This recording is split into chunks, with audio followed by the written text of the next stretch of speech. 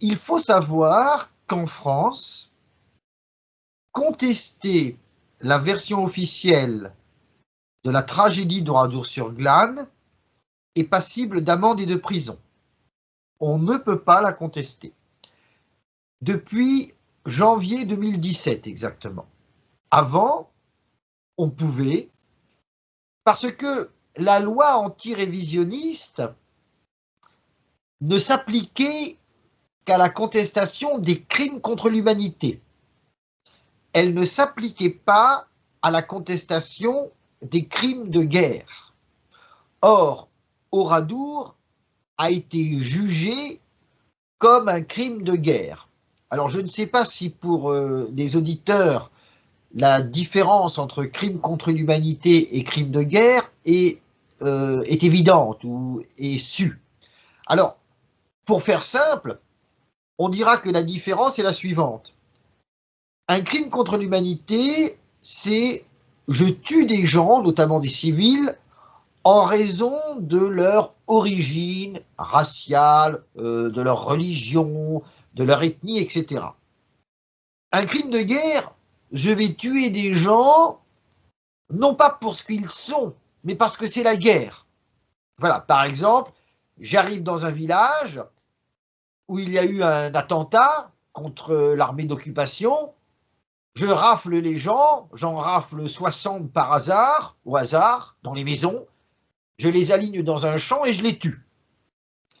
Je ne les ai pas tués en raison de leur origine raciale, etc. Non, je les ai tués pour faire des représailles qu'on considère comme illégitimes à un attentat. Ça, c'est un crime de guerre. En revanche, j'arrive dans un village, je prends les gens qui ont la peau noire, je les tue. Là, c'est un crime contre l'humanité parce que j'ai tué des gens en raison de la couleur de leur peau. Voilà. Donc, Oradour est considéré, a été jugé comme un crime de guerre. Pourquoi? Parce que le récit officiel nous dit que le 10 juin 1944, des Waffen-SS de la division d'Eisreich sont venus dans ce village pour l'exterminer, c'est-à-dire pour tuer les habitants sans distinction d'âge ni de sexe et pour brûler ensuite, détruire le village. L'objectif était donc de le raser, de massacrer ses habitants. Alors, on dit que les Waffen-SS ont agi comme cela, ont commis ce massacre pour impressionner la résistance. Pour dire à la résistance, si vous continuez à nous harceler, voilà ce qui va se passer dans d'autres villages, donc maintenant, tenez-vous tranquille. Voilà. Donc, ça a été jugé en 1953 comme un crime de guerre. Et jusqu'en 2017, rien n'empêchait, rien n'interdisait de remettre en question les circonstances ou l'existence d'un crime de guerre. La loi antirévisionniste en France, qui avait été votée en juillet 1990, interdisait la contestation de certains crimes contre l'humanité, notamment la Shoah, l'Holocauste, le génocide des Juifs, ce qu'on dit. Mais elle laissait complètement de côté les crimes de guerre. Et c'était logique. Pourquoi? Parce que le législateur avait juré à l'époque, la main sur le cœur, que la loi, elle n'était pas faite, disait-on, pour protéger une histoire officielle. Pas du tout. On disait, il n'est pas question, il y aura toujours la liberté de recherche, etc. Il n'y a pas en France d'histoire officielle. Mais ce que l'on veut, c'est empêcher des discours qui, au motif de prononcer des conclusions historiques, en fait, veulent susciter l'antisémitisme. En gros, on disait, les révisionnistes, s'ils disent que les chambres à gaz n'ont pas existé, c'est pour susciter l'antisémitisme. Or, ce discours est très subtil parce qu'il n'est pas directement raciste, il n'est pas directement antisémite. Les révisionnistes ne disent pas « mort aux Juifs », ils disent « les Juifs ne sont pas morts ». Donc c'est un discours très subtil qui échappe à la loi Pleven de 1972 qui punit les discours racistes, il faut donc créer une nouvelle loi qui va créer un délit de révisionnisme. Voilà, et c'est pour ça que l'on a fait, que l'on vote une nouvelle loi. Encore une fois, il ne s'agit pas de protéger l'histoire officielle, c'est pas ça. Cette loi sert à réprimer les actes racistes et antisémites. Voilà pourquoi cette loi empêche notamment de contester l'existence des chambres à gaz homicides et de remettre en cause l'Holocauste des Juifs. C'est pour protéger la société de l'antisémitisme. Et en 2017, la loi Guesso, donc la loi antirévisionniste, a été étendue. Elle a été étendue notamment à certains crimes de guerre. Des crimes de guerre qui ont été jugés et pour lesquels des personnes ont été reconnues coupables et condamnées. Oradour, c'est exactement ce type de crime de guerre, puisqu'en 1953, des Waffen-SS ont été jugés et condamnés. Donc, tu induis que tu ne pourras pas expliquer le fruit de ton travail directement sur la tragédie d'Oradour-sur-Glane, parce que visiblement, ta version diffère. Ah ben voilà, si vous contestez les faits officiels, il suffit de les contester. Le juge dira, vous avez contesté, donc vous pouvez être condamné, je vais vous condamner à 1 an de prison ferme et jusqu'à 45 000 € d'amende. Et si vous dites devant le tribunal, mais attendez, je conteste parce que j'ai fait une étude historique, je conteste sur la foi d'arguments historiques, d'arguments scientifiques, le juge dira, mais ce n'est pas mon affaire. Je ne suis pas là pour juger l'histoire, je ne suis pas là pour juger vos thèses. Je suis là pour vérifier si vos thèses contestent la version officielle. Si elles la contestent, quelles que soient vos raisons, je vous condamne. Voilà où on en est aujourd'hui. Alors ça veut dire que toi, tu as écrit un bouquin qui est le fruit de plusieurs années de travaux, mais si tu le sortais en France, tu serais effectivement poursuivi et mis en prison. Alors, j'ai publié un premier livre en 1997 qui s'appelait « Le massacre d'Oradour, un demi-siècle de mise en scène ». Ils l'ont interdit, le ministère de l'Intérieur l'a interdit 3 mois après sa parution. Il est paru en juin 1997, le ministère de l'Intérieur l'a interdit en septembre 1997, mais ils n'ont pas pu le poursuivre. Voilà, alors après je reviendrai sur, ils m'ont quand même poursuivi, mais pour d'autres raisons, mais j'y reviendrai après. En revanche, en 2022, alors que j'étais en prison, j'ai publié un 2e livre sur la question, un nouveau livre qui s'appelle « Oradour, le cri des victimes ». Ce livre est paru en Angleterre, mais il est possible, je n'en suis pas sûr encore, mais il est possible que mes contradicteurs ou le parquet aient porté plainte contre ce livre. Ah, c'est les fameuses plaintes dont tu ne savais pas, ou dont tes avocats n'étaient pas sûrs qu'elles... Voilà. Peut-être que parmi toutes les plaintes, il y a une plainte contre ce livre. Voilà, voilà où on en est. Ça voudrait dire qu'éventuellement, tu pourrais écrire le fruit de tes travaux. Si tu étais à l'étranger, il y aurait moins de problèmes, quoi. Si j'étais même en Allemagne, il n'y aurait pas de problème. Parce qu'en Allemagne, il n'y a que les crimes contre l'humanité qu'on ne peut pas contester. Mais en France, alors, quand ils ont étendu la loi aux crimes de guerre, ils se sont trahis. Parce qu'ils disaient, on empêche de contester les crimes contre l'humanité parce qu'en fait, c'est de l'antisémitisme. Quand vous dites les Juifs ne sont pas morts, ou ne sont pas morts gazés, c'est parce qu'en fait, vous voulez susciter l'antisémitisme. Mais dans l'affaire d'Oradour, il n'y a pas de Juifs. C'est un problème entre des Allemands et des Français. Les gens qui ont été tués, c'était pas pour leur race, c'était pas pour leur religion, c'était parce que c'était la guerre. Donc, quand on conteste Oradour, on ne cherche pas à susciter ni le racisme ni l'antisémitisme. En étendant la loi, ils se sont donc trahis. C'est bien des vérités officielles qu'ils veulent protéger, dont ils veulent interdire la critique. Parce qu'il n'y a plus du tout l'excuse de « si vous contestez Oradour, c'est que vous êtes un antisémite ». Mais ça s'est produit il y a 80 ans. Quelle est la pertinence aujourd'hui de continuer à vouloir persécuter ceux qui remettent ce narratif? Parce que ça veut dire quoi? Ça veut dire que la configuration des systèmes est toujours basée sur la version officielle et que de la remettre en cause le système se sentira en danger? Ah ben exactement. C'est que, et ça c'est l'objet de la première partie de mon livre, qui s'appelle « À ceux qui m'accusent de ne pas être neutre ». L'objet de la première partie de mon livre, de la fin de la première partie de mon livre, j'expose à quel point Oradour est exploité pour des raisons politiques. D'ailleurs, je vous rappelle qu'aux élections présidentielles de 2017, lorsqu'Emmanuel Macron s'est retrouvé au deuxième tour face à Madame Le Pen, qu'est-ce qu'a fait Emmanuel Macron? Il a fait 2 déplacements.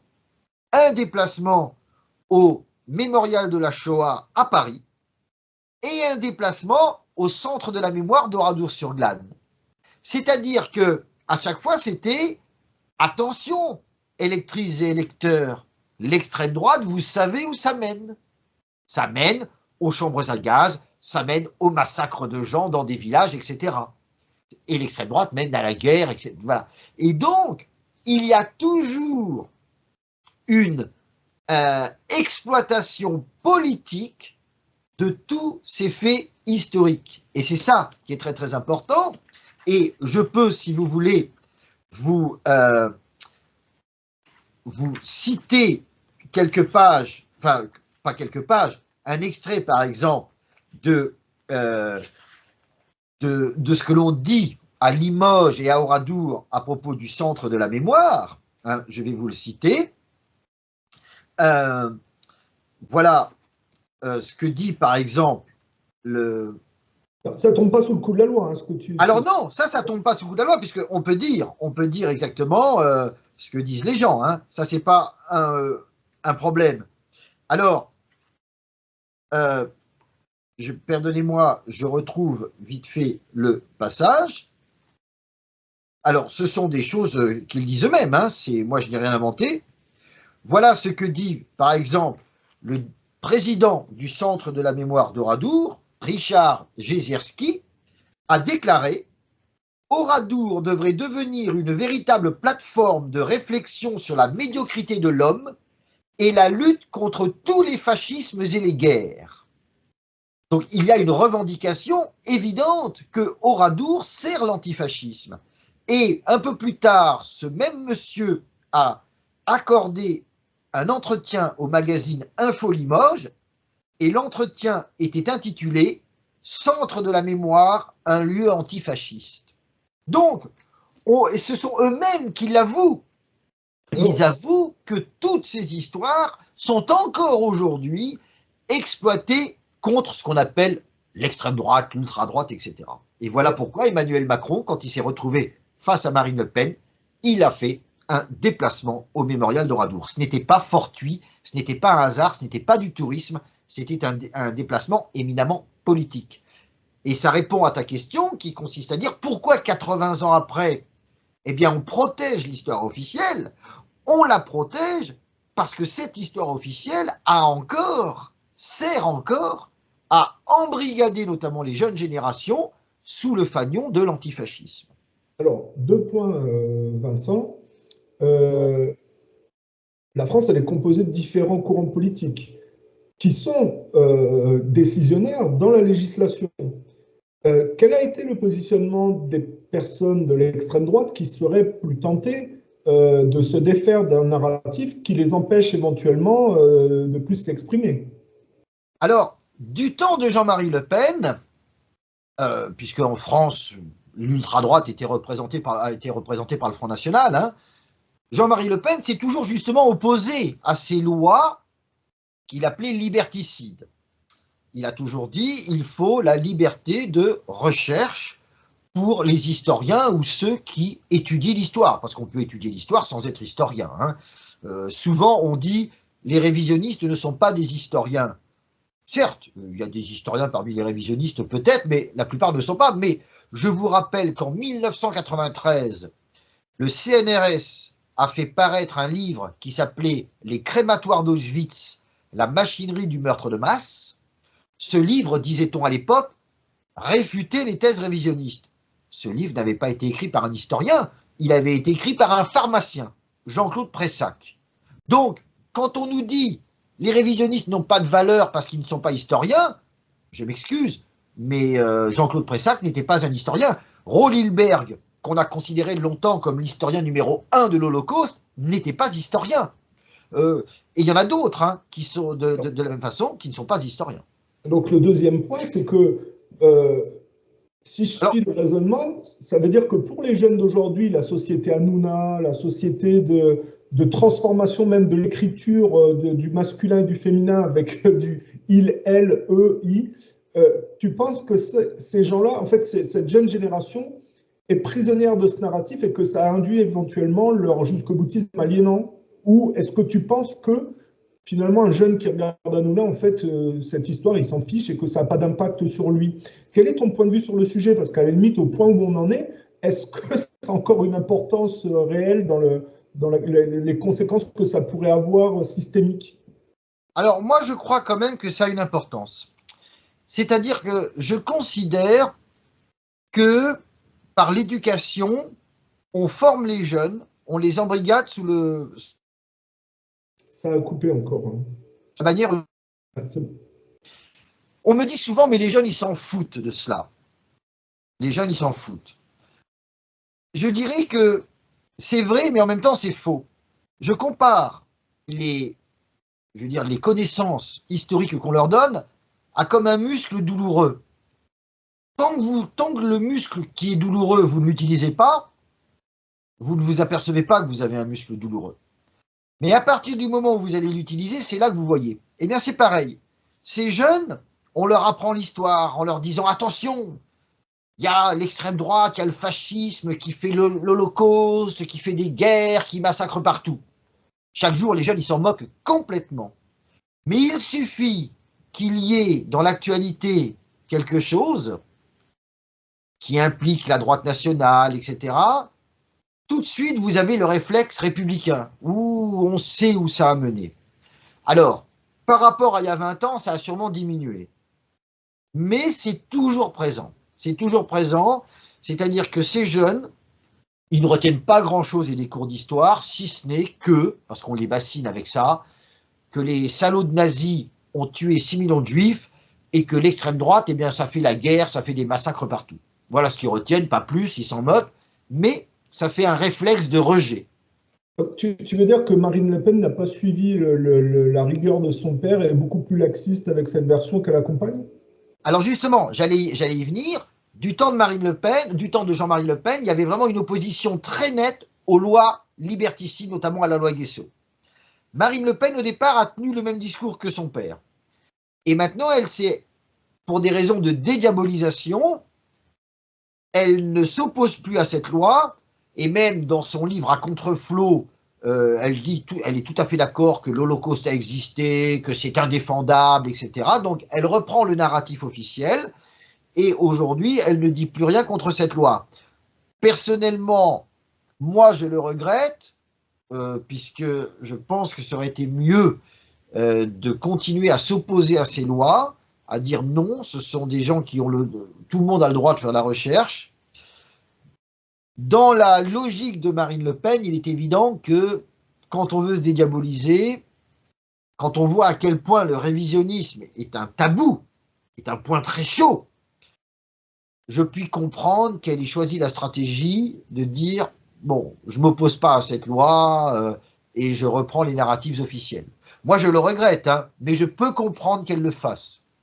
Alors, ça veut dire que finalement, les décisions politiques collectives des différents partis finissent par valider une version auquel ils se conforment. Ça veut dire que l'inconscient collectif des Français finalement préfère cette version-là, c'est-à-dire la version officielle. Ah oui, tout à fait. Il est évident qu'aujourd'hui, je dirais, il y a des lois anti-révisionnistes, mais à mon humble avis, elles ne servent à rien. Parce que même sans loi anti-révisionniste, le révisionnisme ne progresserait pas, c'est trop tôt.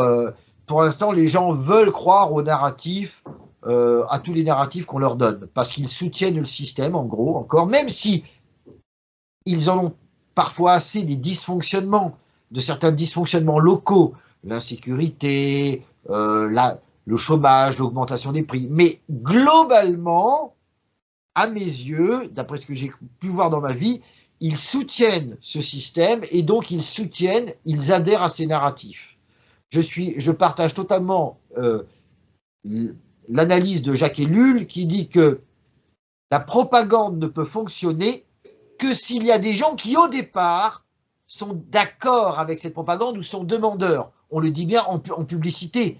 La publicité ne crée pas un désir, elle ne fait qu'éveiller un désir qui pouvait être latent, mais qui était déjà là.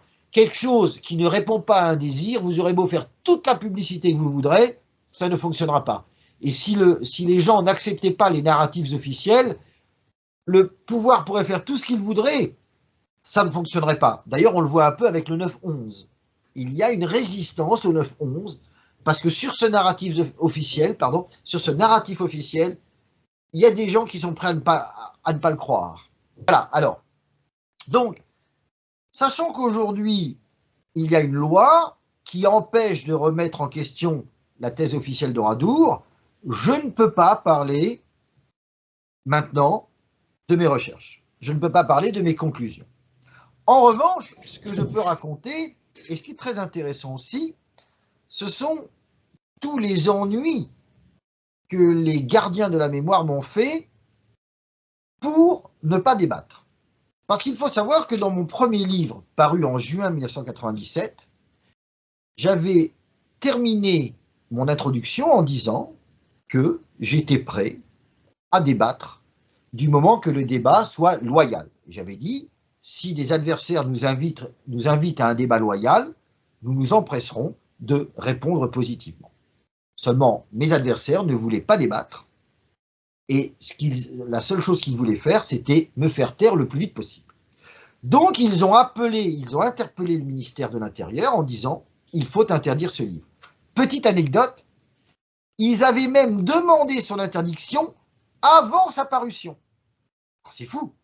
C'est-à-dire qu'ils ne savaient même pas ce que j'allais dire, mais seulement mon livre, l'hebdomadaire Rivarol en avait parlé, en disant « Un livre révisionniste va paraître sur Oradour, etc. » Et à ce moment-là, un comité de vigilance avait prévenu les autorités d'Oradour qui avaient déjà demandé au ministre d'interdire ce livre. Donc, avant même de savoir les arguments que j'allais développer, ils voulaient m'interdire. Naturellement, on ne peut pas interdire un livre qui matériellement n'existe pas encore. Donc, ils ont dû attendre.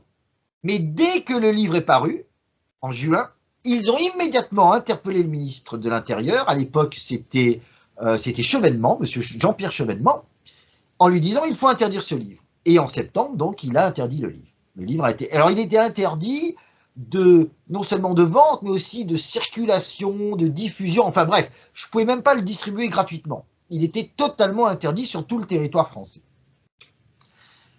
Mais ils ne pouvaient pas me poursuivre. Ils ne m'ont pas poursuivi.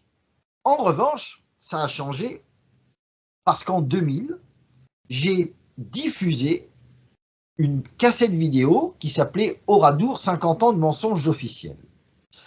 Cette vidéo avait été faite à partir d'une conférence que j'avais donnée à Paris. Conférence qui pour moi n'avait pas été très réussie. Et de plus, la vidéo avait été faite par une tierce personne. Et très peu de mes arguments étaient donnés. Je considérais que cette vidéo n'était pas réussie du tout. Mais j'ai accepté qu'elle soit diffusée à une seule condition, c'est qu'à la fin, on fasse une publicité pour mon livre, qui était encore interdit à l'époque, mais pour qu'on fasse une publicité quand même.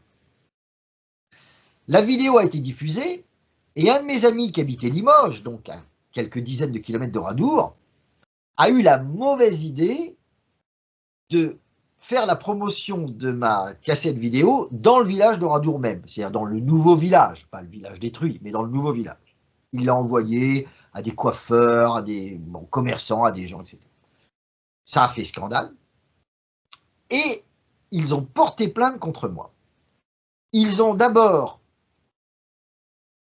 sont mis en relation avec le préfet de Haute-Vienne pour qu'il interdise la cassette. Il l'a interdite très vite, très très vite. Je crois qu'il l'a interdit le 2 février 2001. Il y a eu un arrêté d'interdiction dans tout le département de la Haute-Vienne. Mais pour eux, c'était pas suffisant. Ils en ont appelé à nouveau au ministère de l'Intérieur pour qu'ils l'interdisent. Et alors là, c'est quelque chose de tout à fait extraordinaire. Le ministère de l'Intérieur l'a interdit en vertu d'une loi de protection des mineurs contre les abus sexuels. Alors ça, c'était tout à fait extraordinaire. C'est un arrêt d'interdiction que je reproduis dans mon nouveau livre et qui mérite de figurer dans les annales. C'était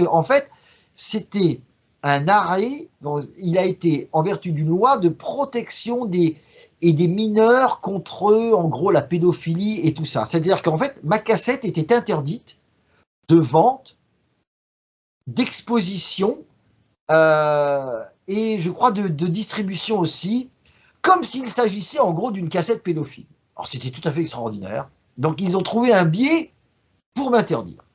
J'ai un clignotant qui s'allume à chaque coup de ce genre de choses. Est-ce que tu crois que dans ce système législatif, la franc-maçonnerie est très impliquée dans ce côté zélé anti-révisionnisme? Je ne sais pas. Je ne peux pas vous dire. J'ai eu de nombreux noms de juges qui sont passés sous mes yeux, de nombreux noms de partis civils. Je n'ai jamais pu savoir qui étaient ces gens, etc. Donc je ne peux pas répondre à cette question. Ce n'est pas de la mauvaise volonté de ma part, c'est vraiment que je ne sais pas. Ok. Vas-y, Alors, continue. Alors ensuite, ils ont porté plainte contre cette cassette. Alors c'est là que les choses très intéressantes ont commencé, parce que ils ont porté plainte. Alors vous savez, ils utilisent toujours cette même méthode. Quand ils veulent interdire quelque chose, ils multiplient les plaintes afin que ça monte, la mayonnaise monte, vous savez.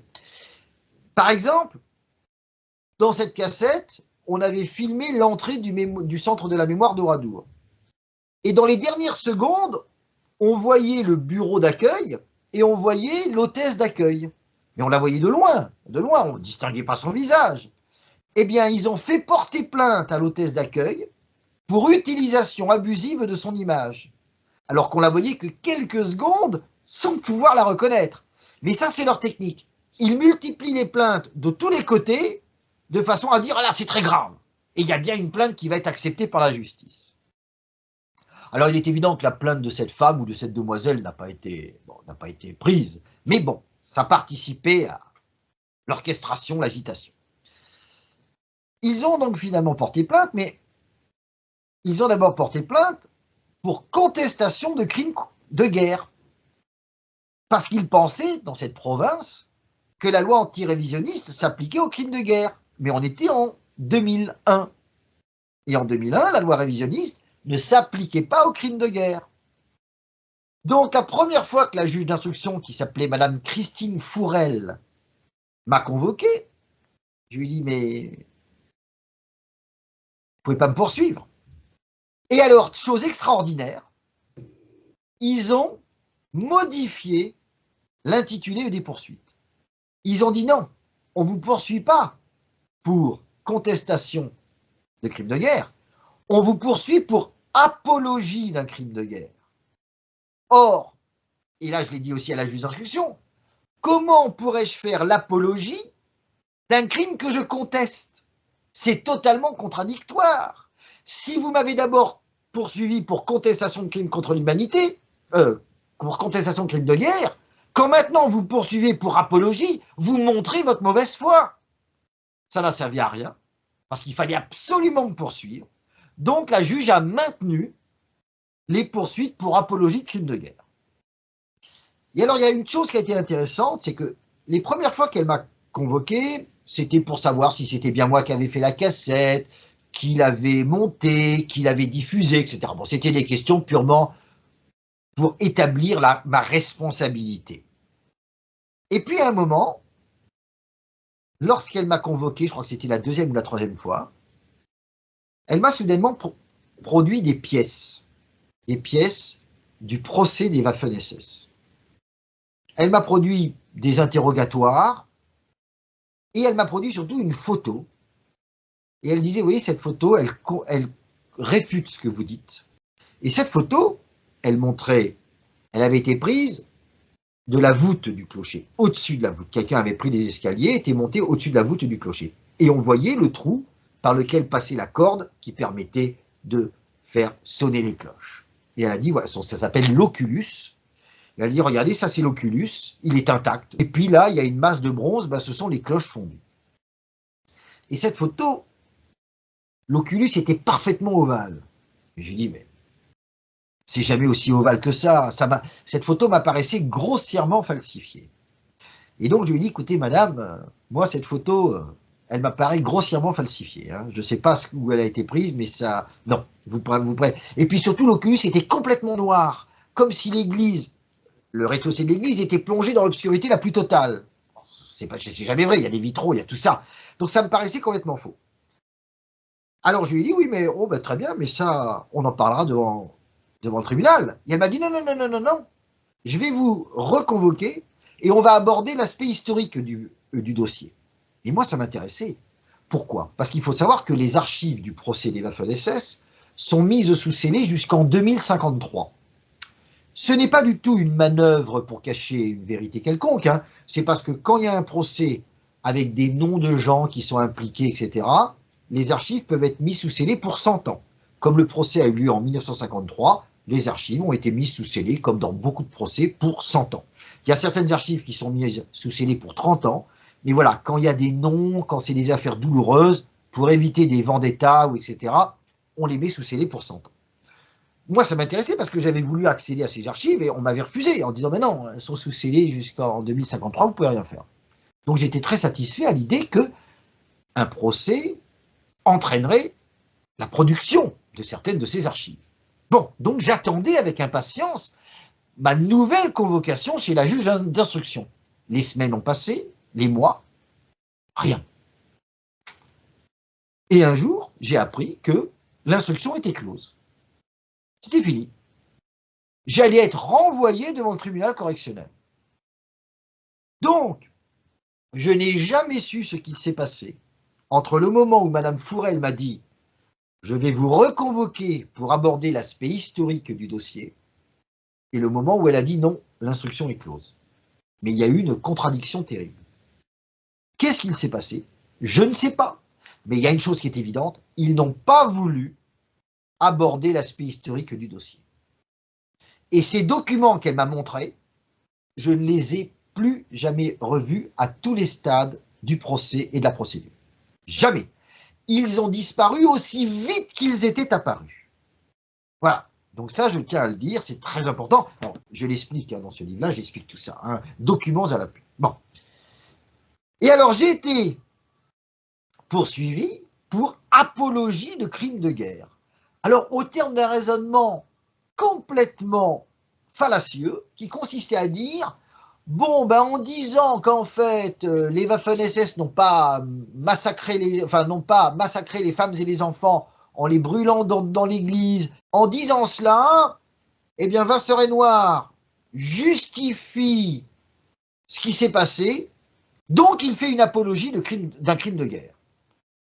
Or, si j'avais expliqué ce qui s'était passé, je ne disais pas « Bravo les Waffen-SS, vous avez eu raison de massacrer ce ramassis communiste, il fallait le faire ». J'ai jamais dit ça. J'étais poursuivi, mais avec des poursuites rédigées avec une mauvaise foi extraordinaire. Tu as des avocats dans ce cas? Alors justement, j'avais mon avocat, Maître Delcroix. Le procès de première instance a été... Alors, Maître Delcroix m'a dit à la fin, j'ai vu des procès iniques, mais celui-là, j'avais jamais vu aussi inique. C'est-à-dire que le président a tout fait pour escamoter le débat historique. Ils avaient produit contre moi un rescapé du drame, un homme qui avait survécu au massacre d'une grange, qui s'appelait Marcel Dartout. Marcel Dartout a commencé à témoigner, il a donné son témoignage, historiquement correct, et moi, j'ai commencé à le contre-interroger. Il pouvait difficilement m'empêcher de le contre-interroger. Et dès que le président a vu que ça tournait à mon avantage, il a carrément stoppé les débats. Il a dit c'est fini, on en parle, c'est fini. Alors là, moi j'ai rouspété, puisque c'est même dans les notes d'audience prises par la greffière où j'ai dit, mais je ne peux pas m'exprimer. Donc, le premier procès a été complètement escamoté. Encore une fois, je le raconte en détail là-dedans. Complètement escamoté. Je n'ai pas pu parler, je n'ai pas pu développer mes arguments. Absolument pas. Donc, le président s'appelait Casasus Buillet. Et j'ai été reconnu coupable d'apologie de crime de guerre. Mon avocat a été complètement outré. Bon, il a dit qu'il faut faire appel. Il faut faire appel. Et en plus, pendant cette audience, j'ai été condamné pour une cassette vidéo, mais elle n'a même pas été visionnée à l'audience. Lorsque mon avocat a dit, mais il faudrait peut-être visionner la cassette de mon client d'abord. Même pas du tout. Ils n'ont même pas voulu visionner la cassette. Alors, il y a eu un procès en appel. Alors, en appel, c'est apparu, les apparences étaient sauves. Les juges étaient beaucoup moins partiaux. Ils ont accepté qu'on visionne la cassette. Donc, les juges étaient beaucoup moins partiaux. Ils ont accepté que l'on visionne la cassette. Et, bon, ça a été un peu moins injuste. Mais, ils ont confirmé le jugement de première instance. Oui, j'avais fait une apologie de crime de guerre. Et ils ont doublé les peines. Il faut savoir qu'en première instance, j'avais été condamné à 6 mois de prison, dont 3 mois fermes, ou 9 mois de prison, dont 3 mois fermes. Et en deuxième instance, donc en appel, tout a été doublé. Je crois que j'avais 18 mois de prison, dont 6 mois fermes. Donc là, c'était vraiment la lourde condamnation pour apologie de crime de guerre. Et là, j'ai envie juste de te poser la question, tu as un historique derrière? Est-ce que tu as une famille particulière pour qu'il y ait un acharnement à ce point? Ou tu te considères comme une personne lambda, sans arriéré politique au niveau familial? J'ai aucun, je vais te dire, moi, ma famille était absolument, pendant la guerre, totalement neutre. Du côté de mon père, ils étaient en Algérie.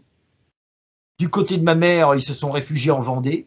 Ils ont passé la guerre en Vendée sans aucun problème.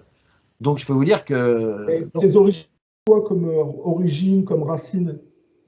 En fait, j'en ai pas tellement, puisque du côté de mon père, son père était pied noir, d'une famille de pieds noirs algériens, donc en Algérie. Ma grand-mère, du côté paternel, était alsacienne. Du côté de ma mère, son père était suisse. Oui. On a toujours des cousins en Suisse, moi que je n'ai jamais vu, et sa mère était de l'Hérault. D'accord. Il vivait à Paris.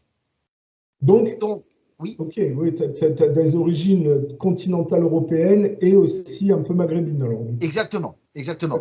Et d'ailleurs, c'est amusant, je peux le dire, parce que du côté de ma mère, son nom de jeune fille, c'est Wolfander. Eh bien, Wolfander, c'était très généralement des noms que prenaient des juifs qui se convertissaient au protestantisme. Et du côté de ma mère, ils sont protestants. C'est un jour un de mes camarades qui faisait de la généalogie, qui m'a montré, qui m'a dit, regarde, Wolfander, voilà. Donc, il est très possible que du côté de ma mère, en fait, c'était, il y a plusieurs siècles, une famille de juifs qui s'est convertie, ils sont calvinistes, hein, qui s'est convertie au protestantisme et qui a pris ce nom de Wolfander. Je ne sais pas si c'est vrai ou pas, mais ça m'est totalement... Un ignoble raciste, c'est quand même assez...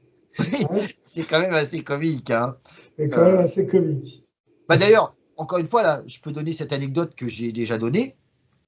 J'ai donné beaucoup de cours particuliers dans ma vie, puisque j'ai vécu de ça, pratiquement. Enfin, je veux dire, j'ai pas gagné ma vie avec le révisionnisme, et ayant été révoqué de l'éducation nationale, j'ai passé beaucoup de temps à donner des cours particuliers.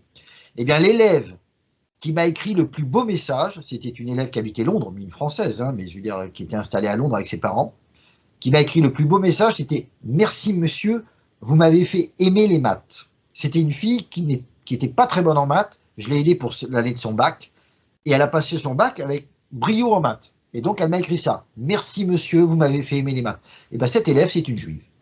Voilà. Et je le savais, hein, vu leur nom, je ne dirai pas leur nom, parce que je ne veux pas les mettre dans une mauvaise...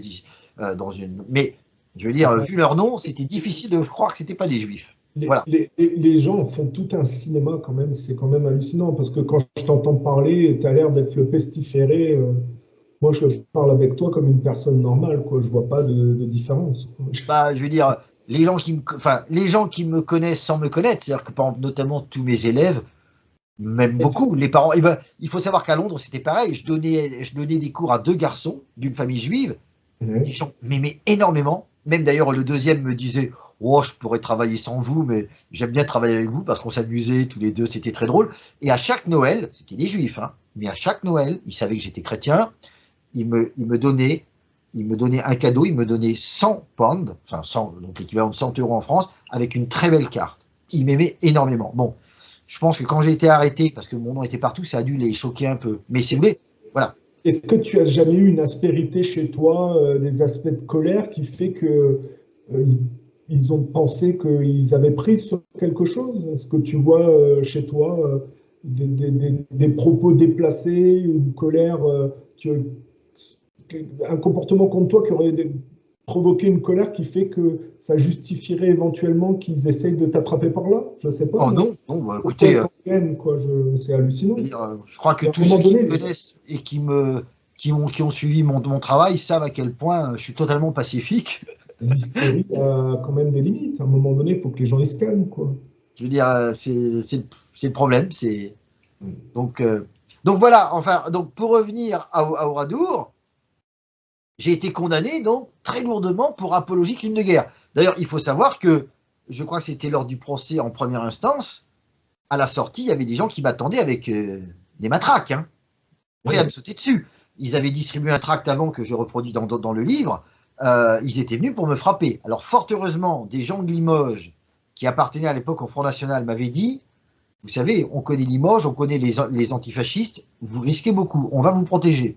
Donc j'avais un groupe de personnes qui me protégeaient, et notamment ils avaient posté une voiture au bout de la rue, et quand les gens sont arrivés avec leur matraque, on a couru jusqu'à la voiture, c'était digne d'un film, et on s'est enfourné dans la voiture, enfin on s'est engouffré dans la voiture, et on est parti. Mais j'aurais été violemment frappé, et la police ne faisait rien. Parce que ils les voyaient, hein. Ils étaient là, ils avaient distribué leur tract. D'ailleurs, leur tract, c'était ils ne peuvent plus répondre, frappons pour eux. Ils étaient venus Alors, vraiment pour me frapper. mais avec l'époque de la dédiabolisation, cet appui n'existe plus, du coup. Ah non, bien sûr, plus maintenant, bien sûr. C'était encore l'époque, oui, c'était 80, oui, c'était 2000, 2001, donc c'était encore l'époque de Jean-Marie Le Pen où il y avait. Mais bon.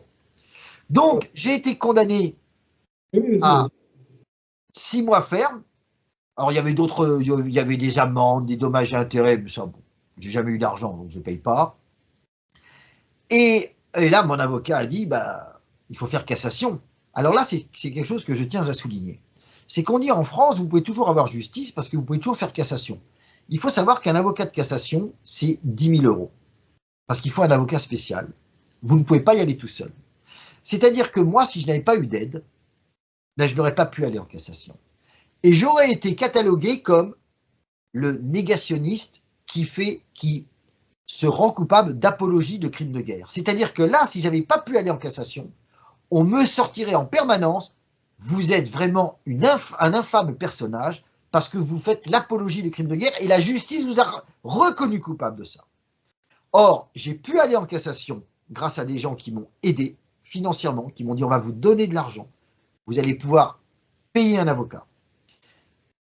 Et c'était en 2005, je crois, c'était en 2005, la Cour de cassation a rendu un arrêt en 3 lignes. 3 lignes. Ils ont dit, mais la cour d'appel a mal interprété le vidéogramme, ils appelaient ça la casse vidéo, le vidéogramme, qui ne s'interprète pas comme une apologie de crime de guerre, mais comme une contestation d'un crime de guerre qui n'est pas susceptible de qualification pénale. Voilà, 3 lignes, 3 lignes. Or, il faut savoir que mon affaire avait commencé en 2000 et j'avais été obligé de combattre jusqu'en 2004, hein, parce que c'était, oui.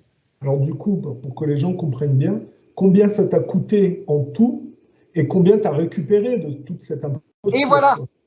les gens croient que quand vous gagnez, eh ben vous avez tout gagné, voire vous n'avez rien perdu. Mais c'est faux. Et ça, encore une fois, je l'explique dans le livre. C'est faux. Pourquoi? Parce qu'il faut savoir qu'à l'époque, j'habitais à Bruxelles. La juge d'instruction, Madame Fourel, me convoquait à Limoges. J'étais obligé de répondre à toutes ces convocations.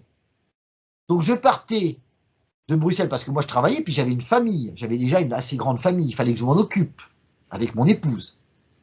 Je partais à 10 h du soir de Bruxelles. J'étais convoqué souvent en début d'après-midi à Limoges. Donc, je partais à 10 h du soir de Bruxelles. Je conduisais avec ma voiture personnelle, vieille BX. Je dormais dans ma voiture. Bon, c'était un break, j'avais un matelas, attention, mais je dormais dans ma voiture de genre 2 h à 5 h, 6 h. Je me relevais à 6 h pour être sûr d'arriver à Limoges. Là, j'ai été convoqué des fois à 2 h seulement, ou 2 h 30. Au bout de 2 h 30, elle disait bon, bah c'est bon, vous pouvez y aller, je vous reconvoquerai une prochaine fois. Donc je faisais Bruxelles-Limoges pour 2 h 30 d'un interrogatoire. Je repartais. Il faut savoir que pendant l'enquête, c'était le 16 mai 2001, je m'en souviendrai toute ma vie. J'étais absent, je donnais des cours particuliers en France. Ma femme m'appelle, Vincent, la police vient de partir, ils ont tout embarqué dans ton bureau. Parce que les autorités françaises, Madame Fourel, avaient ordonné une perquisition dans mes locaux. La police française n'a pas pu agir, mais elle a fait agir la police belge. Ils sont arrivés, ils ont saisi toutes mes archives, c'était à peu près 60 cartons de livres, des papiers, ils ont saisi mes papiers personnels d'enquête sur Oradour, sans compter mon ordinateur, etc. Ça a été... Alors, j'ai pu récupérer une petite valisette avec tous mes papiers de travail, tous mes certificats de paye, j'en avais pas eu beaucoup dans ma vie, mais enfin, j'en ai vu quelques-uns. Ça, j'ai pu la récupérer. Tout le reste est parti à Limoges. Donc, tout était à Limoges. Eh bien, quand j'ai eu gagné en appel... Ah oui, puis en plus, ils avaient saisi, parce que à l'époque, j'avais vendu des livres. Et j'avais environ, en gros, j'avais 6 000 € de chèque. Pour moi, c'était une somme énorme, énorme. Ils les ont saisis. Eh bien, c'est resté sous des scellés. Et quand j'ai gagné, alors, les chèques, d'ailleurs, j'ai vu ce qu'ils en ont fait à un moment. Ils les ont percés avec une perceuse comme ça, un gros trou dedans. Ils les ont entourés, ils ont mis un scellé, ils ont mis dans un sac plastique. Donc les chèques, c'était naze. Pardonnez-moi ma vulgarité, mais c'était complètement naze. Bon. Et quand j'ai eu gagné en cassation, j'ai demandé, j'ai dit, écoutez, il faut peut-être me rendre mes affaires maintenant. Vous m'avez pris mes archives, 60 cartons de livres, mon ordinateur, peut-être me les rendre maintenant. Ah, on m'a dit, vous pouvez, mais c'est à vous de le faire. Vous devez engager un huissier, vous devrez louer un camion, parce qu'il y avait 60 cartons, c'était énorme. Vous devez louer un camion à vos frais, et vous devez faire ces démarches d'huissier. L'huissier, ça coûte beaucoup. Hein.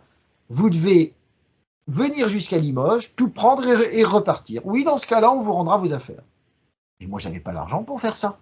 J'avais beaucoup d'enfants, je vivais de cours particuliers, mon épouse ne travaillait pas, c'est une femme très courageuse, mais qui élevait sa famille avec moi, mais on n'avait pas d'argent. Donc, ces affaires, elles dorment encore, à l'heure actuelle, où elles sont censées dormir encore, au tribunal de Limoges. J'ai rien récupéré. Rien.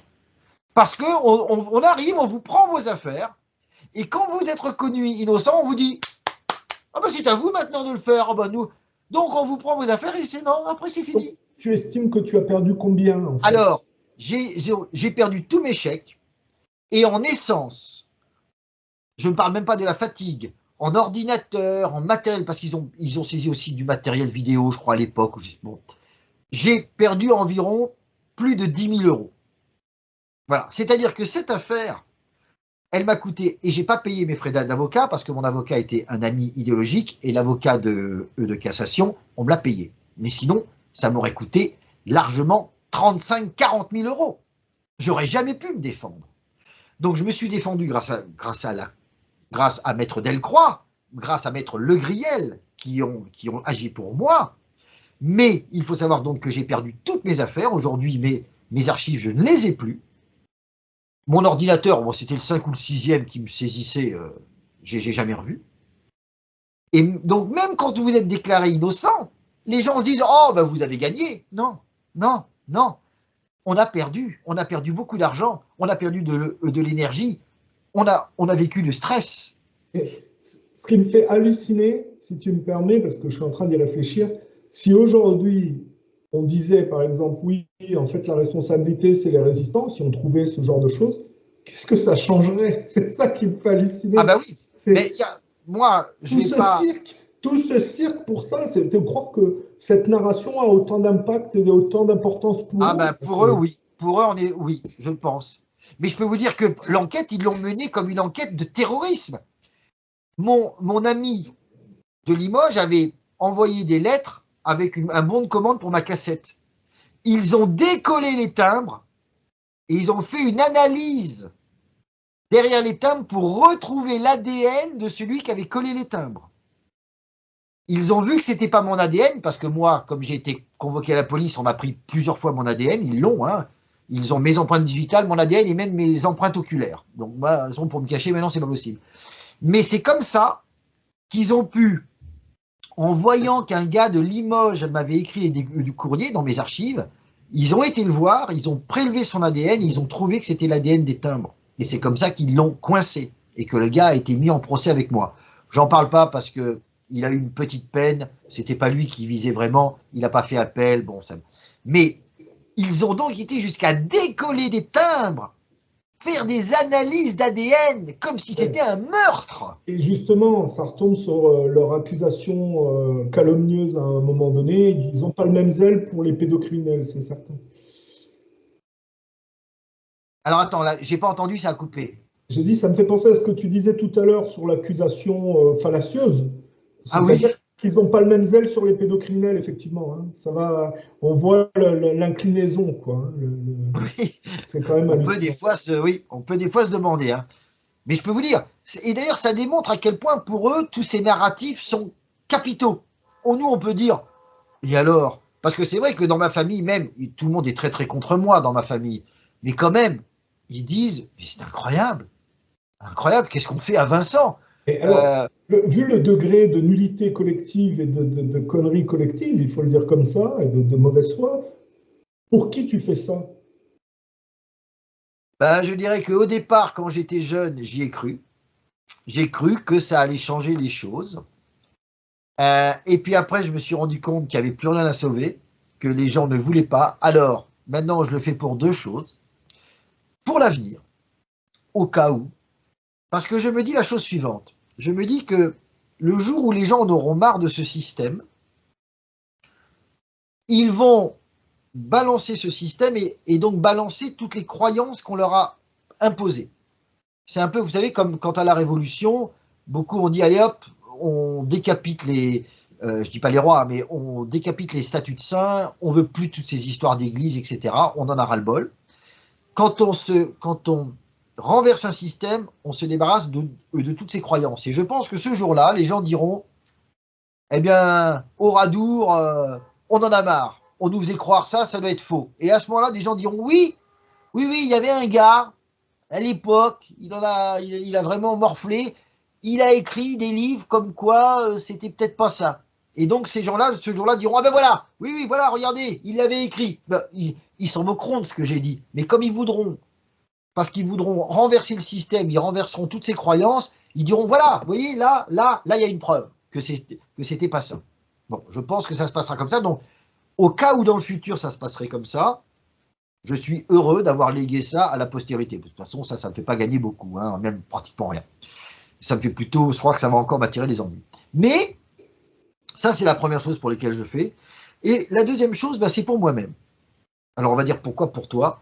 Eh bien, parce que, encore une fois, par mon aventure révisionniste, j'ai beaucoup souffert, j'ai beaucoup vu de choses, mais ça m'a permis justement de m'améliorer. Ça m'a permis d'être plus patient, plus tolérant, de mieux comprendre les gens, de mieux comprendre leurs faiblesses. Parce que j'ai vu des gens, vous savez, qui au départ me disaient « on va vous soutenir, oui », et puis qui à la fin se décomposent. Et ils disent « non. » Bon, bah ces gens-là, au début, j'étais très hargneux contre eux, des bandes de lâches, etc. Maintenant, je dis « bon, bah non. Mon pauvre, vous avez fait ce que vous avez pu, et puis quand vraiment il y a eu le danger, bah vous n'avez pas tenu. » Et j'ai beaucoup aimé une phrase de Napoléon. Vous savez, Napoléon, quand il est revenu et qu'il y a eu les 100 jours, il a repris des généraux qui, après sa première défaite, après son exil à l'île d'Elbe, avaient servi les autres. Et quand il a repris ces généraux-là, des gens lui ont dit « mais, Votre Altesse, ils vous ont trahi ». Et Napoléon a répondu, enfin on dit qu'il a répondu, mais je pense que c'est vrai, Non, ils ne m'ont pas trahi. Ils m'ont abandonné. Il y a beaucoup moins de traîtres que vous le pensez et beaucoup plus de gens faibles. De gens qui à un moment, craquent parce que les circonstances sont 100 fois plus fortes qu'eux. Et ça, j'ai beaucoup aimé cette phrase de Napoléon. Je ne suis pas un fan de Napoléon, mais j'ai beaucoup aimé ça. Et dans ma vie, j'ai vu des gens comme ça, voilà, qui me disaient, oui, oui, on va vous soutenir. Et puis, dès que la police est arrivée, ces gens se liquéfiaient et partaient. Ils ne m'ont pas trahi. Ils ne m'ont pas trahi. Les circonstances ont été plus fortes qu'eux. Et je peux vous raconter quelque chose, parce qu'il n'y a pas de secret. Quand j'ai eu une concubine, au départ, elle était très fière d'être avec moi. C'était une soralienne qui m'avait connu par l'intermédiaire de tout ça, bon. Et elle était très fière d'être avec moi. Oh, elle disait, je suis la concubine de Vincent Renoir. Mais elle voyait le révisionnisme un peu de façon, je dirais, elle idéalisait. Elle voyait le bon côté, les recherches, les vidéos, mais elle ne voyait pas la police qui vient, l'angoisse, les gardes à vue, tout ça. Et au bout d'un moment, elle a craqué. Elle a craqué. Je me rappelle un jour, on a reçu une lettre anonyme dans notre boîte à lettres avec marqué « Je travaille pour une institution qui s'apprête à nous frapper très fort ». C'était un gars qui visiblement travaillait au tribunal qui allait me condamner à 2 ans de prison à Coutances. Bon, ça c'est une autre histoire, peu importe. Mais, et je me rappelle ce jour-là, elle a vraiment craqué. Elle pleurait, elle n'en pouvait plus. Elle n'en pouvait plus de cette vie où j'étais toujours en train de dire « Attends, il faut que je fasse quelque chose, il faut que je réagisse à ci, à ça. » J'étais toujours à mon bureau, toujours à faire ci, à faire ça. Et puis, la police vient, la police saisit, elle vous a aussi saisi des choses à Saint-Lô, la police l'interroge, bon, au bout d'un moment, elle n'en pouvait plus. Voilà, et j'ai compris, la pauvre, elle ne m'a pas trahi. Non, les circonstances ont été plus fortes qu'elle, et voilà, et elle a dit, non, je peux plus, je peux pas, je te suis pas en Angleterre, je reste, puis c'est fini, j'abandonne toutes ces affaires-là. Voyez-vous, eh bien, le révisionnisme m'a fait vivre beaucoup d'épreuves. Ça t'a grandi et ça t'a permis ça m'a grandi, voilà. saisir le système. Ça ne m'a pas rendu aigri, pas du tout haineux, pas du tout. Je sais, quand j'ai fait ma première année de prison à Valenciennes, je connais le nom de celui qui a porté plainte contre moi et je connaissais son adresse. J'ai jamais voulu me venger. Jamais. J'aurais pu demander à des gens, allez-y, on ne saura jamais que c'est moi qui vous ai demandé. Je ne l'ai jamais fait ça et je n'aurais jamais voulu le faire. Je veux dire, donc, le révisionnisme m'a permis de grandir. Donc, pour moi, peut-être que je sers l'avenir en léguant à l'humanité des textes, des vidéos, etc. Peut-être pas, je ne sais pas, ça c'est Dieu qui décidera. Il y a un troisième aspect que tu oublies aussi, c'est que tu as tous les gens qui s'intéressent à la vérité et que ça aide à comprendre. Oui, ça c'est un troisième aspect, tu as tout à fait raison de le souligner. J'ai ouvert les yeux à beaucoup de gens, alors j'aime pas dire ça parce que ça fait un peu prétentieux, c'est moi que voilà, non. Par mon action, il y a des gens qui m'ont dit, oui, on a ouvert les yeux grâce à vous, et puis vous nous avez inspiré, vous prenez les choses positivement. Quand on a des petits ennuis, on se dit, oh, on en connaît qui en ont des pires et qui réagissent positivement. Donc, voilà pourquoi je le fais. Je n'ai plus aucun but politique, parce que pour moi, c'est fini. Comme m'a dit une petite bergère pendant que j'étais en prison, ce qu'on veut sauver est déjà mort. Enfin, pour moi, ce que je voudrais sauver, c'est déjà mort. Il y a une autre société qui s'ouvre, qui, à mon avis, n'est pas vraiment une bonne société. Mais peu importe, c'est pas à moi de la juger. Je pense qu'on va vers une dictature de la pensée, une dictature sanitaire, une dictature du tous contre tous. Mais bon, je pense pas que pour l'instant, enfin moi, c'est pas moi qui vais l'en empêcher. Mais je continue parce que, eh bien, ça me fait vivre des choses qui m'ouvrent, qui me changent, qui m'améliorent, qui me bonifient. Ok. Voilà. Donc c'est mon affaire d'Oradour, c'est comme ça que j'ai vécu Oradour. Et je le répète, aujourd'hui vous avez une loi, donc faites très attention. Et puis il faut savoir qu'il y a quelque chose de très grave qui s'est passé le 6 mars, il y a 2 jours. Il y a une nouvelle loi qui a été votée par l'Assemblée, qui va être promulguée, faut pas, qui réprime les propos révisionnistes privés. Parce que jusqu'à présent, il fallait s'exprimer publiquement. Ils l'ont bien dit, il y a un amendement qui dit que si vous, par exemple, entre collègues à l'entreprise, vous soutenez les thèses révisionnistes et que vous êtes, qu'il y a une délation, que vous êtes dénoncé. 1984 en plein. On y est. Ah, moi, j'y croyais pas. Alors, vous n'aurez pas de prison, mais vous aurez quand même 3 750 € d'amende. Hein. Thierry Breton n'est pas revenu les mains vides des États-Unis. C'est-à-dire, à un moment donné, il avait magouillé, il s'est barré aux États-Unis pour qu'on l'oublie, mais il est revenu avec certaines directives, visiblement. Et là, voilà. Donc, c'est arrivé le 6 mars, extrêmement grave, hein, extrêmement grave. Les propos... C'est rétroactif parce que j'ai quand même des milliers de vidéos. Moi, il va falloir que je m'inquiète. Ah ben, il va y avoir... Ben, de toute façon, ils l'ont dit, hein, il faut mettre un arrêt à tous les discours de haine. C'est facile de dire que c'est de la haine, hein, je veux dire... Moi, j'ai jamais eu l'impression d'avoir semé des discours de haine. Mais enfin, on va tous... La haine, c'est eux. Ben, voilà. D'ailleurs, j'avais bien aimé... Enfin, c'était pas vraiment ça, mais c'était quelqu'un, c'était un Anglais qui avait dit une phrase, on pourrait le... il dit « Trust sounds like hate for those who hate the trust ». Ça veut dire « La vérité apparaît être de la haine pour ceux qui haïssent la vérité ». J'ai trouvé cette phrase très très juste. Quand ils nous disent « Vous avez des discours de haine », non, on a des discours de vérité. Mais vous n'aimez pas la vérité. Là, ça, vous la détestez. Et vous la haïssez, donc vous nous accusez d'avoir la haine. Mais moi, ce que j'ai vu arriver près de moi à vouloir me frapper, c'était des gens d'en face. Hein. Et je voulais savoir, est-ce que tu penses que la communauté juive, dans la haine qui t'a persécuté, a joué un rôle dans la volonté de pousser les gens à avoir ce comportement envers toi? Est-ce que derrière, ils ont tiré des ressorts, des fils pour te persécuter? Est-ce que ce sont eux, derrière, qui ont le plus joué de leur influence pour te condamner?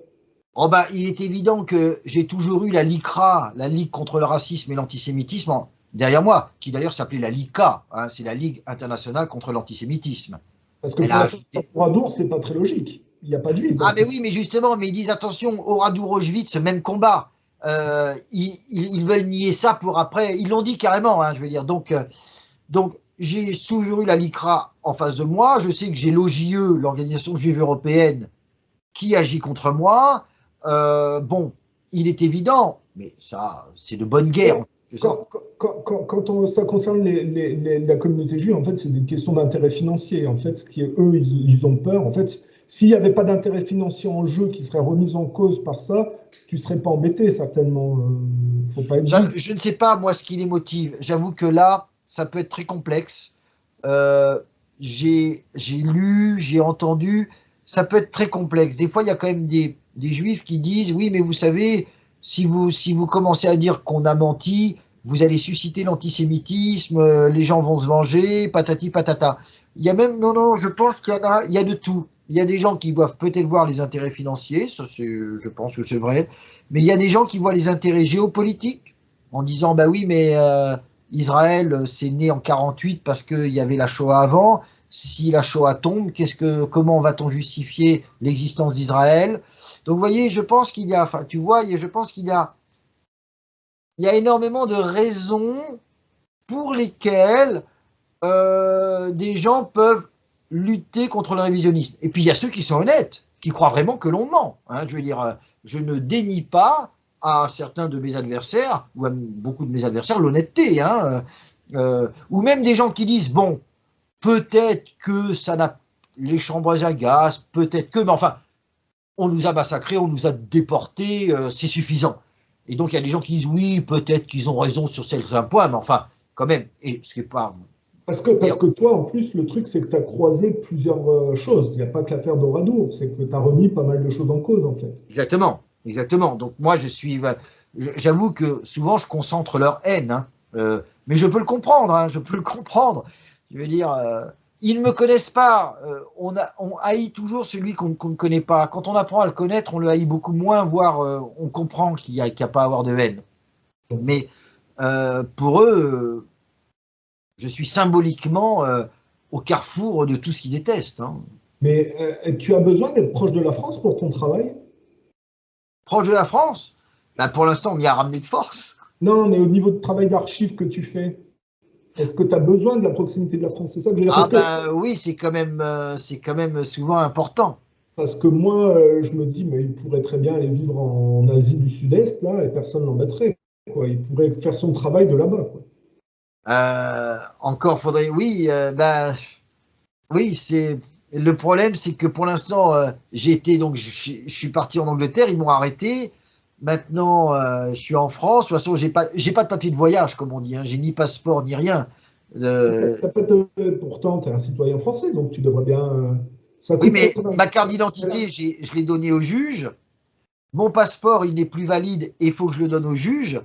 On s'arrange pour que je ne puisse plus quitter le pays maintenant. De toute façon, j'ai pas envie de le quitter pour l'instant. J'ai envie d'avoir mon procès jusqu'au bout. Ah oui, d'accord. Ok. Bon, il y a des raisons pour lesquelles je voudrais avoir mon procès, mais c'est encore trop tôt pour les dire. Mais voilà. Mais il est Et évident que, bon, voilà. en tout, tu as fait combien de temps de prison? Alors, j'ai fait jusqu'à présent, j'ai fait 24 mois de prison, 2 ans.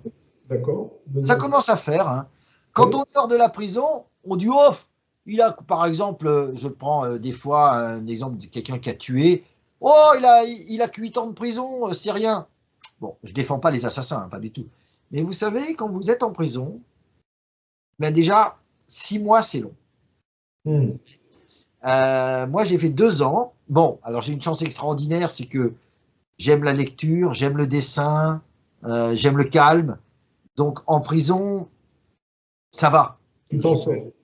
Je ne fume pas, je ne bois pas d'alcool, j'en bois jamais. Ma nourriture, quand j'étais étudiant, je mangeais que des Weetabix matin, midi et soir. Euh, Là, maintenant, je mange que des légumes, donc ça va. Si vous voulez, donc j'ai pas de dépendance. Je suis pas un accro du sexe ni de la drogue. Je me drogue même pas d'ailleurs. Donc, pour moi, la prison, ça va. Mais je peux vous dire que 24 mois de prison, ça compte quand même dans la vie d'un homme. C'est pas rien. C'est pas rien. Hein. D'ailleurs, la meilleure preuve, c'est que beaucoup de gens disent oh, il n'a que 3 ou 4 ans de prison. Mais si on dit aux gens, vous accepteriez de passer 6 mois en prison, oula, beaucoup de gens se liquéfient à ce moment-là. Et là où ça s'est le plus mal passé en prison pour toi, où ça a été le plus compliqué, c'était où? Bah, je dirais que Fleury-Mérogis, c'était très dur. Ouais. C'était très dur parce que c'était une prison. Moi, j'étais dans le bâtiment D5. Alors, je me rappelle plus de l'étage maintenant. Mais c'était dur quand même parce que c'était très strict. Vous savez, par exemple, à midi, il fallait être les pieds de. Ils ouvraient la porte de la cellule, vous deviez être prêt avec votre plateau tendu, mais il fallait pas que vos pieds dépassent de la porte. Hein. Il fallait pas dire un mot, ils vous mettaient votre nourriture, ils refermaient la porte sans rien vous dire. C'était assez. Il n'y avait pas vraiment de chaleur humaine. Hein. Et ça... La vétusté des prisons en France, c'est un fait avéré? Comment? La vétusté ou l'aspect assez obscène des prisons en France, Ah c'est un ouais, fait c'est avéré? pas propre. Valenciennes, ouais, mais pas en Valenciennes, ma fenêtre ne fermait plus. Elle fermait pas. Même en plein hiver, j'arrivais pas à la fermer. Elle était tellement vieille. Les douches, il y avait des fois pas de pression du tout. Oui, là, je pense que moi, ce que j'en ai vu en France, et puis en Belgique, j'étais à la prison de Forêt, une vieille prison. C'était encore des petites fenêtres en haut. Enfin, c'était, oh là là, mon Dieu, que c'était vraiment lugubre. Même s'ils avaient essayé de peindre en beige, c'était lugubre. Oh là là, des vieux lits, mon Dieu. Euh, ouais. Alors que quand j'ai pu comparer avec l'Écosse, et moi j'étais dans pas une bonne prison en Écosse, pas réputée bonne, mais alors c'était vraiment bien. Hein. Là, c'était Personne t'a jamais cherché des noises en prison? jamais. Moi, tout le monde a été très gentil. D'abord, je suis très gentil avec tout le monde. Tout le monde, à Valenciennes, tout le monde m'aimait énormément. En Écosse, tout le monde m'aimait énormément. D'ailleurs, à Valenciennes comme en Écosse, des prisonniers m'ont dit oh, quand tu vas partir, ça fera un vide dans la prison. Ouais, Je veux d'accord. dire, parce que j'étais toujours souriant, toujours gentil, prêt à aider. Quand des gens avaient besoin de tabac, je leur en achetais si je pouvais. J'avais de l'argent parce que moi, je cantine pas beaucoup en prison. J'ai pas besoin de grand-chose. Donc, Ça contraste certainement avec leur réalité de ah, tout voyous. à fait. Puis alors, je peux vous dire, je peux vous parler que pour la France, l'Écosse et la Belgique, toutes ces légendes de viol dans les douches, alors Ça vient du folklore américain. ça vient du folklore américain.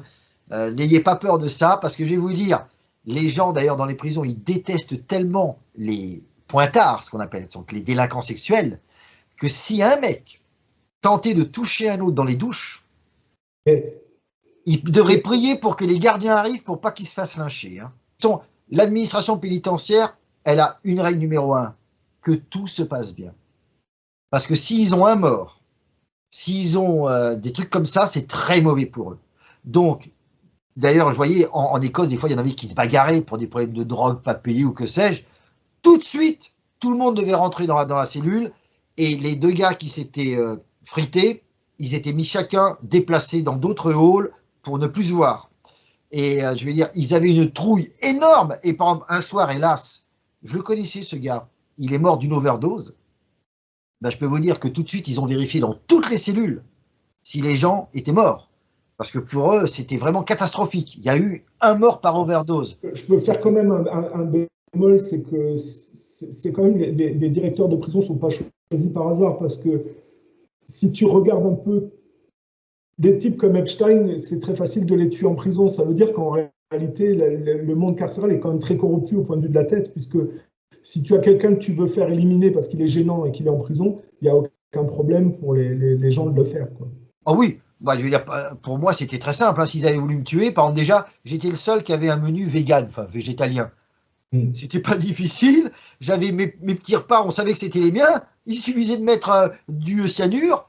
Je mourais, et comme le cyanure après se décompose et à l'autopsie on voit rien, on aurait dit bah, il est mort. Quand tu regardes le scandale Epstein, bon, Epstein, ils l'ont liquidé en prison avec tout un tas de trucs de sécurité qui ont sauté, ça, comme sécurité. Voilà. Mais tu prends le type qui est lié au scandale Epstein en France, c'est pareil, le Brunet, là, ils l'ont aussi liquidé en prison. Où il y a un type qui est un peu plus, qui est moins pourri que ces deux-là, là, mais qui était McAfee, c'était le type là, des antivirus, et qui a sorti le scandale Epstein parce qu'il travaillait pour QAnon, et ils l'ont liquidé aussi dans une prison à Barcelone. Voilà. C'est pour juste montrer que le milieu carcéral, tu en fais un récit où il y a quand même une rigueur, une organisation. Je nuance ça juste pour pas qu'on croie que le milieu carcéral, c'est quand même carré, quoi. Ah oui, non, bah, bon, moi encore une fois, je pense qu'ils s'en foutent de moi, parce que bon, j'ai pas d'audience, j'ai rien. Mais tu es le candidat parfait pour un directeur de prison, quoi. Comment? Tu es le candidat parfait pour un directeur de prison. Ah bah oui, ça je peux vous dire que en Écosse, par exemple, tous les 7 mois, je ne sais pas si je l'ai déjà raconté, mais tous les 7 mois, les gens étaient... On ne veut pas qu'ils restent trop longtemps dans une aile, parce qu'après, ils connaissent toutes les ficelles. Donc la plupart des gens, bah même tous les gens, au bout de 7 mois maximum, ils étaient mis ailleurs. Parce que, bon, je disais, oh là là, bon. Et ben moi, je suis resté 15 mois à la même place. Hein. Je pense que quand des gens viennent se dire, bon, bah Vincent, faut peut-être le déplacer, je crois que l'équipe de gardiens dit, oh non, non, non, pas lui. Hein. Ça veut dire que si tu es resté 15 mois en Écosse, tu as fait la majorité de ta peine en Écosse, en fait. J'ai fait les 9 mois pour lesquels la France me cherchait, je les ai fait en Écosse, et j'ai fait 6 mois de plus. Donc j'ai un crédit de 6 mois maintenant. D'accord. Okay. Voilà. J'ai un crédit de 6 mois que la France va prendre en compte. Hein. Ils l'ont dit, hein. Ils l'ont écrit, ils ne vont pas se dédire maintenant. J'ai un crédit de 6 mois. Voilà. Mais quand tu dis que tu as un crédit de 6 mois, tu n'as pas fait 6 mois de plus que ce que tu aurais dû. Si, j'ai fait 6 mois de plus, donc sur ma prochaine peine, on va me retirer 6 mois. D'accord, ok. Mais comment c'est possible que tu en sois arrivé à faire 6 mois de plus? Parce que mon extradition a pris très longtemps et la justice écossaise ne voulait pas me relâcher en disant il va redisparaître dans la nature, donc on ne veut pas. Donc on le garde. Mais après, ils ont dit bon, ben, ce sera du crédit. Ils savaient que j'allais être condamné après. Hein. Ouais. Donc ils ont dit ce sera du crédit pour vous. Et là, tu t'attends à combien pour la suite? Oh ben, j'aurai 1 an là, j'aurai 12 mois, hein, c'est évident. 12 mois. Okay. Parce que maintenant, ils mettent toujours 12 mois. Hein. Ça fait depuis 2008, je crois que je suis toujours au maximum. C'est une question de génération dans les gens qui te poursuivent, parce que je me dis aujourd'hui, ils pourraient se calmer un peu leur délire, quoi. Ah, je crois pas que ça se calme, hein. Je crois que c'est de pire en pire. Mais c'est des anciennes générations de gens qui te poursuivent, ou même les jeunes sont dans le truc? Ah non, il y a des jeunes, il y a de tout, je crois. Il y a beaucoup de gens d'associations, que ce soit au Oradour. Au Oradour, maintenant, il y a les petits-fils, il y a les, vous savez, tout ça. Non, c'est pas question générationnelle, je crois pas. Okay. Voilà, donc on en est. Moi, j'en suis pas sorti en tous les cas. Enfin voilà. Oh, tu feras pas 10 ans, au moins c'est déjà ça. 1 an, au pire, si tu prends 1 an. Bah, je pense qu'ils vont essayer après de me remettre d'autres années, mais de toute façon, bon. je fais confiance à la Providence et puis maintenant je me suis engagé, hein, c'est bon. Maintenant, je vais pas me plaindre. Oui, mais tu n'auras pas 10 ans, donc il faut quand même aussi voir le fait que tu le feras peut-être 1 an, peut-être 2 ans s'il y a une accumulation à la con, mais que c'est que 2 ans finalement et qu'au pire, tu auras le reste quoi, pour toi. Oui, oui, bien sûr. Moi, de toute façon, moi, quel que soit mon destin, j'ai Et choisi. Donc, financièrement, tu t'en sors? oui, oui, financièrement, je m'en sors. Bah, d'abord, je suis logé. Et puis, Tu as moi, des je soutiens, tu donne as des rien. amis, tu as des Comment? soutiens, tu as des amis, tu seras toujours, il y aura toujours quelqu'un, quoi. Il y a toujours des amis pour me donner, pour me dire, tiens, voilà, 100 euros. Donc, non, non, ça va, je tiens, hein. Puis voilà, faut dire que j'ai vraiment pas beaucoup de besoins. D'ailleurs, regardez mes habits, c'est du simple, complètement simple. J'ai pas de voiture, j'ai mon vélo, j'ai mon petit vélo, puis c'est tout. Ouais. Donc, j'ai pas besoin de beaucoup. Moi, j'ai jamais eu besoin de beaucoup. D'ailleurs, c'est ce qui m'a permis d'être un militant. Parce que si j'avais eu besoin, si j'avais eu un train de vie énorme, bah, j'aurais pas pu tenir. Enfin bon, moi je dis sur cette vidéo, moi si j'ai un message personnel à faire passer, c'est qu'il faut que les gens se calment, arrêtent leur délire. Ça fait 80 ans que les choses se sont passées, que l'histoire elle a le droit d'être envisagée de tous les angles qu'on veut, et qu'il y a un moment donné, l'hystérie, il y a des limites. Voilà, j'appelle Exactement. les gens à se calmer et à arrêter leur délire, ça suffit, quoi. Voilà, il faut dire ça, tout simplement. Tu as raison, c'est le bon mot de la fin. Maintenant, arrêtez, c'est bon, ne faites plus d'exploitation politique, et puis envisageons l'histoire comme quelque chose autour duquel on peut s'arranger, parce que de toute façon, par exemple, pour Oradour, même si ma thèse est vraie, ça ne change pas que des femmes et des enfants et des hommes sont morts dans des circonstances atroces et qui méritent notre respect et la mémoire. Je veux dire, donc, si encore je disais, voilà, mais ils sont pas morts, c'est pas vrai, ils sont partis ailleurs, et puis ce sont des. On dirait, mais c'est horrible, mais c'est pas du tout ce que je dis. Moi, j'ai dit, hein, d'ailleurs, mon premier livre était dédié aux femmes, notamment, il n'y avait pas qu'elles, mais aux femmes et aux enfants, enfin, pas que, aux femmes et aux enfants de Radour-sur-Glane. Moi, quand je pense à ce qui a dû se passer dans l'église, c'est horrible. Et je l'avoue, c'est les circonstances, c'est les responsabilités qui changent. Mais pour les femmes et les enfants, la mort a été là, hein, elle était au rendez-vous, hein. Donc voilà. Donc que l'on cesse. Oui, oui, ton point de vue, c'est pas de mépriser les gens d'Oradour-sur-Glane qui sont détestés en étant du côté des Allemands de manière vicieuse. C'est pas ça du tout. Ton C'est pas ça. propos, c'est de dire que techniquement, ça s'est pas forcément passé comme le récit le prétend. Et en étant français, même si tu as des accointances avec le national-socialisme, ton propos n'est pas là. Ton propos n'est pas Ah de non, mépriser absolument les pas. morts. Ton J'ai propos fait une est juste enquête de dire que complètement neutre. ouais. Quand j'ai fait mon enquête, j'ai mis tout à fait mon idéologie et mes accointances politiques neutres. Ça m'intéresse pas. Moi, j'ai regardé l'Église, j'ai dit voilà, voilà comment ça se passe, voilà, voilà ce qu'on peut en déduire. Il n'y a pas du tout de considération politique. D'ailleurs, je ne parle même pas. Je veux dire, oui, à un moment, je dis qu'il y avait de la résistance, qu'il y avait des communistes à Oradour, mais je veux dire, c'est Tu un n'as pas fait. de, tu n'as pas de haine ni pour les uns ni pour les autres. Tu as essayé de faire ça de manière objective. Voilà, Pas de mépris ou de provocation dans ce que tu fais. exactement. J'ai fait ça comme un policier qui aurait fait une enquête. On va sur les lieux du crime, Bon, on parce que, inspecte, on écoute les témoignages des uns et des autres et on conclut. à la limite, tu vois, si tu étais un excité qui voudrait te provoquer et qui, en provoquant, heurterait la sensibilité des familles, je comprendrais à la limite qu'il y ait ce genre de réaction, mais ce n'est pas le cas ici. Ah mais non, voilà, c'est pas le cas. Et voilà. Et j'ai toujours dit, moi j'ai du respect pour les gens qui sont morts, et notamment pour les femmes et les enfants. J'éprouve de la douleur pour ces gens qui sont morts dans des circonstances terribles. Euh, donc il n'y a pas à dire, vous, vous Pris en violez otage, des gens Comment? pris en otage de part et d'autre par des factions opposées, quoi. C'est-à-dire, c'est un peu comme partout, c'est que les C'est victimes de ça. la guerre, ce sont les civils qui sont plutôt, allez, on va dire les enfants, les femmes qui sont plutôt au milieu de ça, quoi. Et Exactement. puis, il y a des mouvements en opposition qui prennent les gens dans leur conflit, voilà. Voilà. Et puis, ou qui les éclaboussent sans même le vouloir. C'est pour ça que moi, d'ailleurs, j'ai toujours été contre la guerre. C'est bon, c'est facile d'être contre la guerre, hein, c'est pas. Mais ce que je veux dire par là, c'est que je suis vraiment pacifiste, moi, parce que je dis, Et puis, les guerres modernes, c'est horrible pour les oui, civils. et Je veux pas puis que les les gens civils devraient se poser la question aujourd'hui, pour se regarder dans la glace par rapport au conflit israélo Palestiniens ou au conflit ukrainien. Si leur bellicisme va en guerre contre les uns, ne prend pas justement en otage les enfants et les femmes de ces régions. Voilà, ça aussi, Ben oui, c'est une chose qu'il faut préciser. exactement. Ça prend en otage, ça fait des drames. C'est pour ça que j'ai toujours dit, moi, avant la guerre, et toujours essayer de s'entendre. Il y a toujours un moyen de s'entendre, toujours, enfin, quasiment toujours un moyen d'éviter. D'ailleurs, lorsqu'en 1909, la guerre aurait pu éclater avec l'affaire du Panthère, là, enfin bon, peu importe, mais la France et l'Allemagne, ils ont gardé leur sang-froid, ils se sont arrangés. Il n'y a pas eu de guerre. Pourtant, il y aurait pu y avoir. Et en 14, si d'un côté et de l'autre, on avait eu un peu plus de sang-froid, on aurait peut-être pu éviter. Si on n'écartait pas systématiquement les pacifistes, Oui, ça serait moins compliqué. Voilà. oui, exactement, c'est vrai. Par exemple, c'est très dommage quand dans les fin des années 30, le mouvement pacifiste français était beaucoup trop éclaté entre la gauche, la droite. Et s'ils avaient été vraiment ensemble, il y aurait pu y avoir, enfin, on aurait pu éviter, je pense.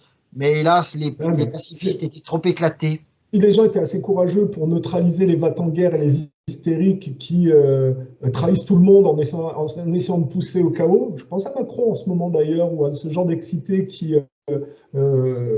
déjà font tout pour qu'il n'y ait pas d'accord et de diplomatie, puisque Macron a détruit le corps diplomatique français d'ailleurs, hein, et qui font tout pour éviter les accords de paix, qui font tout pour provoquer. Je veux dire, si les gens étaient assez courageux pour les neutraliser, le monde ne s'en porterait pas plus mal. Et je ne parle pas d'élimination physique, mais de neutralisation. Oui, oui, c'est ça, une neutralisation. De dire non, objection de conscience, on ne suit pas. On ne suit pas. Mais ça, pas facile. Voilà. Bon, bah écoute, alors c'est une bonne conclusion. On va s'arrêter sur l'entretien de Radour là-dessus, si tu es d'accord, à moins que tu aies des choses à rajouter. Tout à fait, non, c'est très bien. Très Allez, bien, je te remercie beaucoup et je te souhaite une bonne fin de journée. Oui, plein de bonnes choses à toi. Salut. Merci. J'espère que d'autres chercheurs, plus tard, quand les archives seront ouvertes, pourront avoir accès à des informations que je n'ai pas. Et je le dis encore